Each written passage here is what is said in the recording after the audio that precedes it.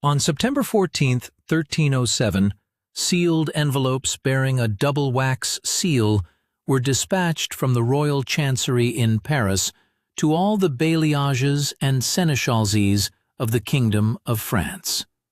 The wrapper of each dispatch packet contained a categorical order to open the instructions simultaneously on the night of October 13, 1307, under penalty of death and the complete confiscation of all feudal rights. The decree by the keeper of the seal, Guillaume de Nogaret, preserved in the French National Archives under the code J413, contained a detailed plan for the simultaneous arrest of all members of the Order of the Holy Trinity and the Temple of Jerusalem within the state.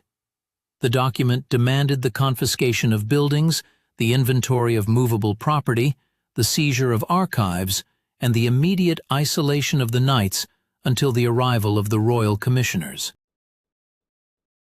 The synchronicity of this special operation, which encompassed more than 800 commanderies from Flanders to Gascony, became the first example in medieval European history of absolute state centralization and the complete suppression of an autonomous institution.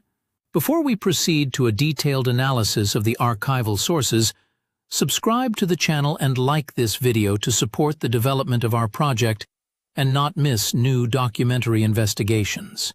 An analysis of the socio-economic and financial administrative context of France in the early 14th century explains the motives that prompted King Philip IV to construct an unprecedented judicial process against the largest military monastic order in Europe. By 1307, the French crown was in a state of profound financial crisis. Protracted military campaigns in Flanders, which ended in a heavy defeat at Courtrai in 1302, and a subsequent unfavorable peace at Athis-sur-Orge in 1305, had completely exhausted the resources of the royal treasury. The administration of Philip IV, under the direction of royal advisers Pierre Flotte, and after his death, Guillaume de Nogaret and Enguerrand de Marigny, made systematic attempts to replenish the budget through emergency taxation and large-scale monetary manipulations. Between 1296 and 1306, the royal coinage was devalued and debased 11 times, losing up to 50% of its silver content. An attempt in 1306 to forcefully return to a full-weight silver coin destabilized the domestic market, caused a sharp rise in rents, and provoked a spontaneous riot in Paris. During these disturbances, Philip IV was forced to seek refuge behind the massive walls of the Temple, the fortified Parisian residence of the Templars. Prior to this, the Crown had already resorted to radical expropriation measures. In 1291, the assets of Lombard bankers were seized and they were expelled, and in July 1306 there was a mass arrest of members of Jewish communities with the complete confiscation of their property and the collection of all debts for the benefit of the royal fisc, which brought the treasury about 150,000 livres. However, these seizures provided only a temporary financial effect. The only major corporation possessing vast material assets and remaining outside the direct fiscal and legal control of the state was the Order of the Templars. Founded in 1119 and confirmed by the papal bull Omne Datum Optimum in 1139, this structure enjoyed an extraterritorial status. The order was subordinate solely to the Pope, was fully exempt from paying tithes to local bishops, had the right to own real estate throughout Europe, conduct international banking operations, and maintain its own armed force. Within France, the Templars owned a network of more than 800 commanderies, controlling between 10 and 15% of the arable land in key provinces such as Champagne, Poitou, Normandy, and Languedoc. The fall of Acre in 1291 and the final cessation of the Christian states in the Levant deprived the order of its primary military strategic function, the defense of the Holy Land. During the period of centralized nation-state formation, the existence within France of a disciplined, wealthy corporation subordinate to an external religious center represented a direct threat to the crown's sovereignty. The order's financial infrastructure operated on the principles of a transnational banking system that was ahead of its time. The Templars developed an efficient scheme for non-cash settlements through bills of exchange and letters of credit. A merchant, pilgrim, or nobleman could deposit a sum of cash in gold or silver at a commandery in Paris, Lyon, or Bordeaux, receive an encrypted document with a unique seal imprint, and cash the funds in Acre, Nicosia, Messina, or Barcelona, minus a commission fee of 3 to 5%. Paris played a key role in this network. The Temple fortress complex throughout the 13th century served as a depository not only for the order's funds, but also for the royal treasury. Until 1295, the order's chief treasurer effectively acted as the state treasurer of France, receiving tax revenues, paying salaries to royal officials, and issuing large loans to the monarch. The debt accumulated by the crown to the Templars by 1306 had reached a critical level, exceeding 500,000 livres. Thus, the elimination of the order solved three fundamental problems for Philip IV at once: the liquidation of a massive state debt, the direct seizure of accumulated liquid assets, and the incorporation of the order's vast land holdings into the crown's taxation system. The social structure of the Order of the Templars in France by 1307 was characterized by a numerical regrouping. The service personnel significantly outnumbered the full-fledged knights. The total number of order members in the kingdom was about 2,000, of whom no more than 15% were knights of noble origin. The remaining 85% were distributed among sergeant brothers, who performed administrative, economic, and guard duties, and priest chaplains, who provided internal liturgical services. Internal governance was based on the Latin Rule, edited in 1129 by Bernard of Clairvaux, and subsequent hierarchical retractions. At the top of the hierarchy were the Grand Master Jacques de Molay, elected in 1292, the General Visitor Hugues de Perrot, the Treasurer Gaultier de Lille, and the provincial preceptors. Operational orders were transmitted through a network of order couriers using fixed routes between commanderies. Each commandery was an autonomous economic complex, including a fortified house, agricultural land, mills, workshops, and storage facilities for valuables. The organization maintained strict records of cash and land holdings in account books called compotus, which were required to be kept in Latin or Old French. A key vulnerability of the order, systematically exploited by royal lawyers to build the accusation, was the procedure for admitting new members. Admission to the order, or the reception, took place in an atmosphere of strict secrecy, usually at night or at dawn, behind the closed doors of the chapter house. Only members of the order were present at the procedure, and disclosure of the ritual details was punishable by expulsion from the brotherhood under threat of losing one's home. Documentary analysis indicates that it was the closed nature of the receptions that allowed royal intelligence and the Inquisition to interpret the traditional forms of symbolic humility and the test of unquestioning obedience as heretical practices.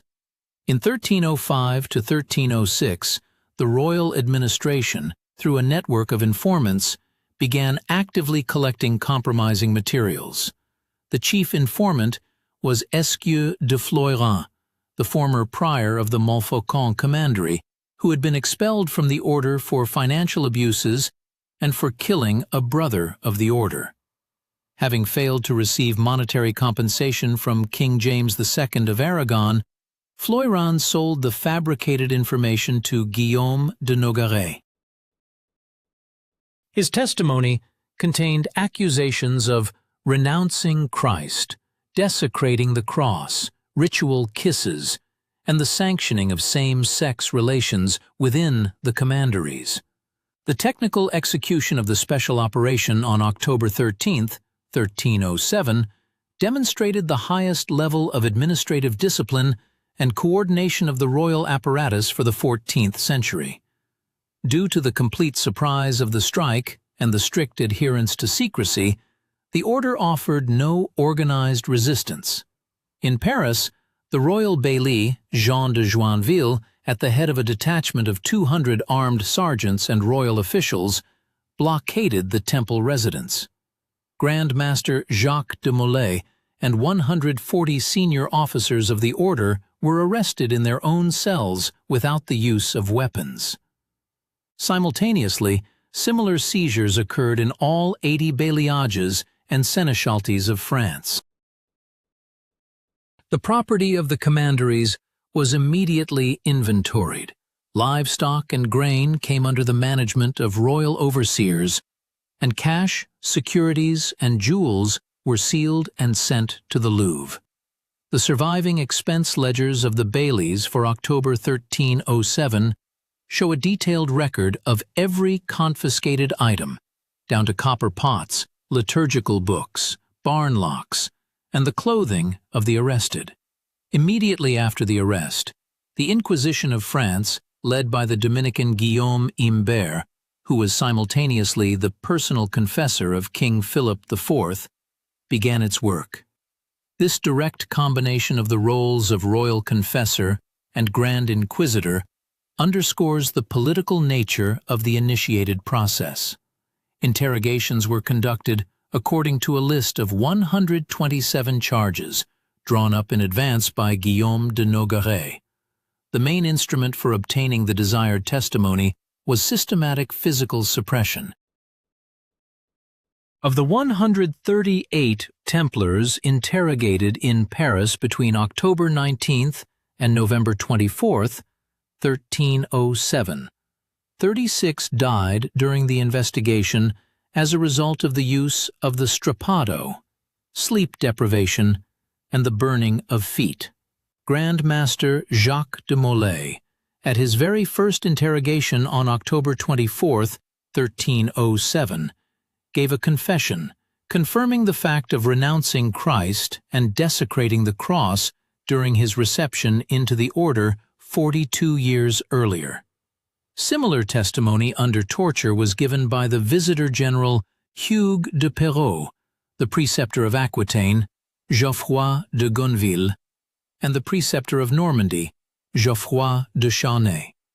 A critical analysis of the interrogation transcripts, preserved in the registers of the Inquisition and the materials of the Papal Commission of 1309 to 1311, reveals profound contradictions in the witnesses' testimonies. Of the 231 Templars who testified before the papal commissioners in the Episcopal Palace of Paris, 201 stated that their initial confessions before the royal inquisitors in 1307 had been extracted under the threat of physical elimination and continuous torture. Brothers Ponsard de Givry and Bertrand de Sautige described the methods of coercion in detail: the use of the rack, deprivation of water and food, the application of red-hot iron, and prolonged solitary confinement in the damp dungeons of the Châteaudun, Chinon, and Châtelet castles. A comparison of the transcripts showed that the descriptions of the allegedly worshipped idol Baphomet differed radically depending on the region. In Paris, it was described as a human skull with a silver coating, in Carcassonne as a wooden head with 4 legs, and in Poitiers as a bronze bust with 2 faces. The absence of a unified description of the main cult object directly proves the fabrication of the charges and the absence of a real heretical cult. Pope Clement V, who was under constant military political pressure from Philip IV and resided in Avignon, initially attempted to steer the process back within the framework of canon law.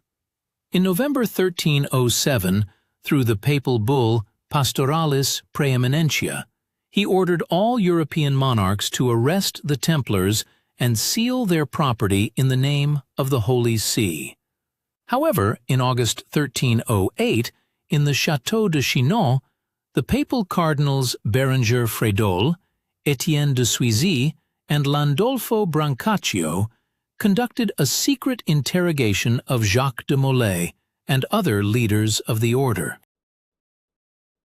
The document known as the Chinon Parchment, discovered in the Vatican Secret Archives in 2001 by researcher Barbara Frail, records a crucial legal fact. The cardinals absolved the order's leadership of heresy charges and granted them papal absolution, finding them guilty only of moral transgressions and violations of the disciplinary rule. Nevertheless, this act was concealed from the public because Philip IV threatened the Pope with initiating a trial against the deceased Pope Boniface VIII on charges of heresy and sodomy.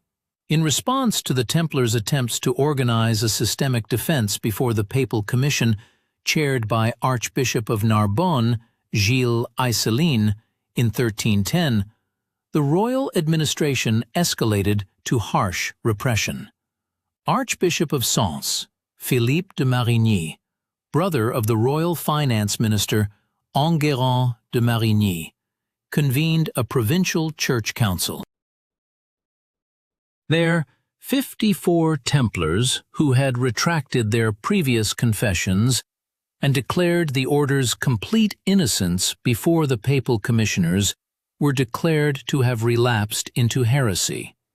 On May 12, 1310, they were physically suppressed by being burned at the stake on the outskirts of Paris near the Abbey of St. Anthony. This severe action paralyzed the systemic defense. The remaining brothers, fearing a similar fate, refused to testify or fully repeated the wording of the royal indictment. France's diplomatic pressure extended to neighboring states as well.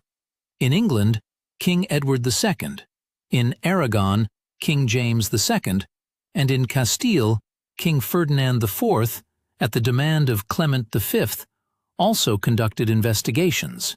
However, in England and the Pyrenean kingdoms, where interrogations were conducted without the use of torture, the Templars were fully acquitted of heresy charges. Despite this, the final termination of the Knights Templars' existence was formalized at the Council of Vienne. On March 22, 1312, Pope Clement V issued the bull Vox in Excelso. This document emphasized that the order was being dissolved not based on a final judicial sentence, as the guilt of the order as a legal entity had not been proven according to canonical norms, but by way of a papal administrative decree. The Pope stated that due to the order's tarnished reputation and inability to continue its functions in the Holy Land, its further existence was inexpedient. By the subsequent bull Ad Providum, on May 2, 1312, all immovable property and land holdings of the Templars were transferred to the Order of the Hospital of St. John of Jerusalem. The finale of the trial was concluded on March 18, 1314, in Paris. On the Île aux Juifs, in the middle of the Seine, Grand Master Jacques de Molay and the preceptor of Normandy, Geoffroy de Charnay, who had publicly renounced their forced confessions and declared the complete purity and orthodoxy of the Order of the Temple, were physically suppressed by burning. Surviving chronicles, including the continuation of the Chronicle of Guillaume de Nangy, record their final words addressed to the royal judicial officials, challenging the legitimacy of the conducted trial and proclaiming their innocence before God. The financial and material audit of the order's liquidation reveals the true distribution of the seized resources. Despite the formal transfer of lands to the Hospitallers and the creation of the Grand Priory of France, the royal treasury derived the maximum financial benefit. Philip IV presented the Order of St. John with a colossal bill for the expenses of maintaining prisoners and conducting the judicial process, amounting to 200,000 livres tournois, and withheld all movable property, jewels, and cash found in the commanderies. Furthermore, the Crown annulled all its debts to the Templars, completely clearing the state's balance sheet of credit obligations. The order's archives were fragmented. Part of the financial and economic documentation was destroyed during the searches. Part was transferred to the Hospitallers and subsequently partially lost during the sieges of Rhodes in 1522 and Malta in 1565, while the judicial and investigative materials became part of the holdings of the Parliament of Paris and the Royal Chancery. The destruction of the Knights Templar from 1307 to 1314 was a turning point in the history of medieval law and state administration. The process demonstrated the transformation of traditional feudal ecclesiastical jurisprudence into an instrument of the absolutist state. The use of politically motivated charges of heresy, a total propaganda campaign, the manipulation of public opinion through the convening of the Estates General in 1308, and the complete subordination of the papal institutional apparatus to the monarch's will, created a precedent used by European absolutist regimes for centuries to come. The liquidation of the autonomous military financial order cemented the state's monopoly on violence, taxation, and legal jurisdiction over all persons within its territory.